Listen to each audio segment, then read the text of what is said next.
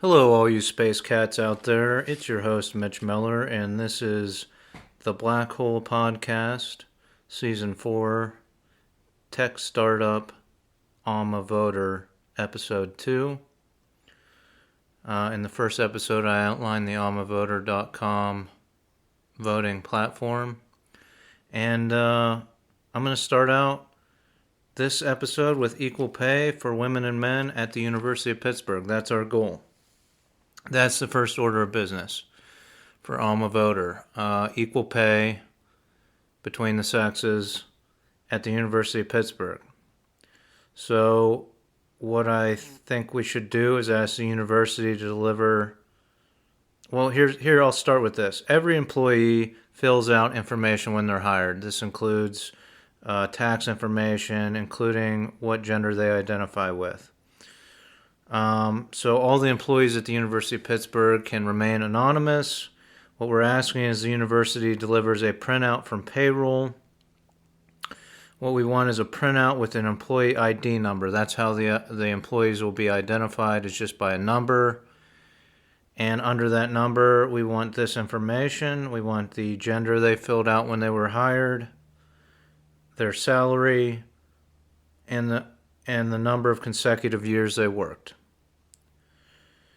All field independent auditors to determine how equal the pay is will work backwards from what the current salary is, how many years they worked, factor in percentages and things of that nature, and figure out exactly what needs to happen at the University of Pittsburgh for women and men to get paid equally.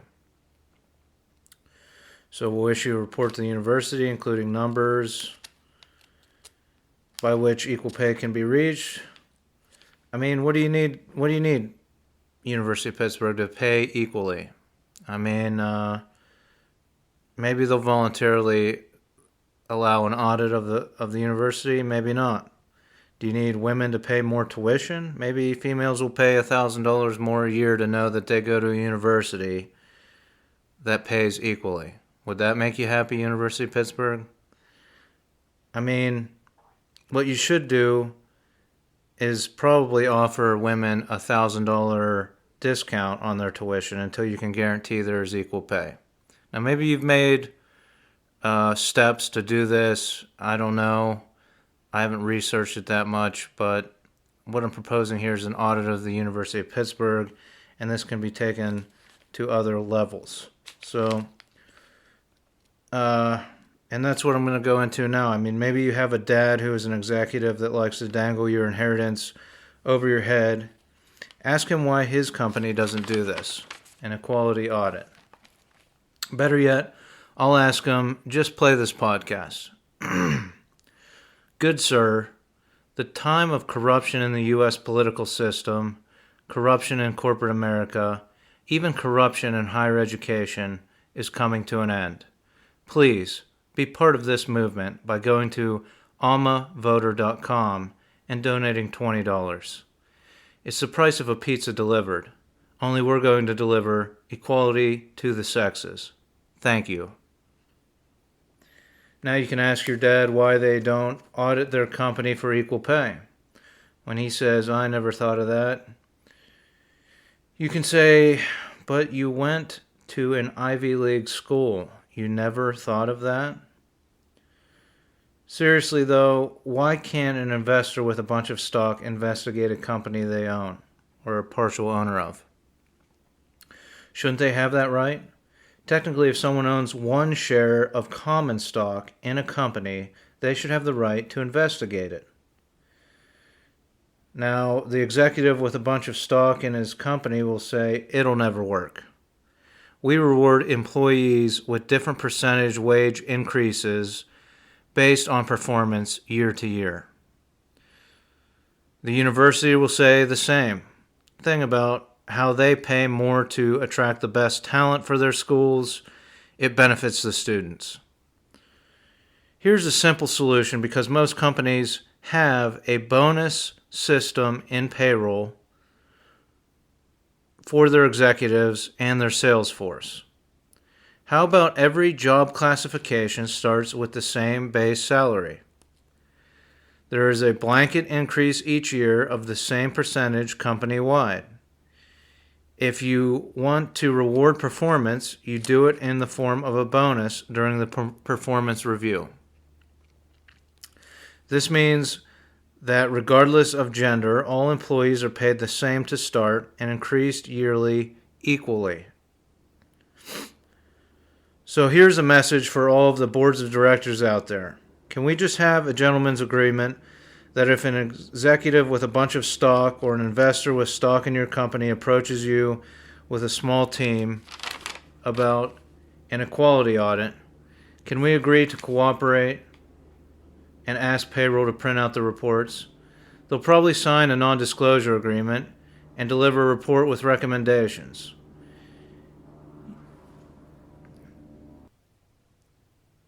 Now you could even reach out to me to form a team to audit your company.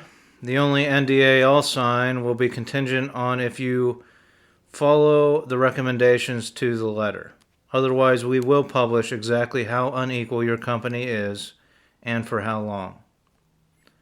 Look at the benefits of adopting the ideas I've outlined here. It will be the end of salary negotiations. You pay what you pay, and a candidate can look to an unequal company if they want to negotiate.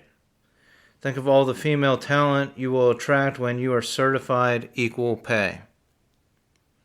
To men who think this will mean a pay cut for them, that would be irrational.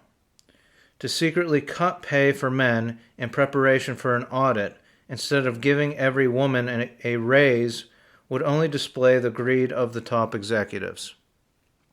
So a gentleman's agreement, that's all I'm asking. I'm not trying to take away your trade secrets or your backroom deals or your closed boardroom votes. I'm just asking for equality of the sexes. I'm focused on the University of Pittsburgh. Once we have one institution that accepts an audit to ensure equal pay and complies with the recommendations of the report and is certified equal pay, we can reach out to other institutions, other companies, and whatnot until the entire United States is paying a woman the same as a man for the same job. So go to almavoter.com. Donate to the cause. You can even specify for equality audits if that's what you want to use it for, not starting the voting platform. Join the Facebook group. There should be a link on that site. All donations I receive will be reported on the Facebook group until we have a platform to better account for the operation of this company. And again, I'm running a totally transparent company. I realize not every corporation is going to be totally transparent. You have trade secrets, you want to compete with other people and other companies. So that's it. I'm trying to keep it brief because I know there's very important people out there that don't have time to listen to long podcasts, even if I've kept them to about 15 minutes. Tune in next week when I outline other projects I've started. I'll update on the Alma Voter platform. By then I'll have posted to a social media site looking for talent to help start this company. And I'll go into a bunch of projects that I've started that I could use help with, other interesting projects that you may be interested in, just to keep you up to date. Thanks for listening, and tune in next time, probably in a few weeks, not more than a month. Thanks.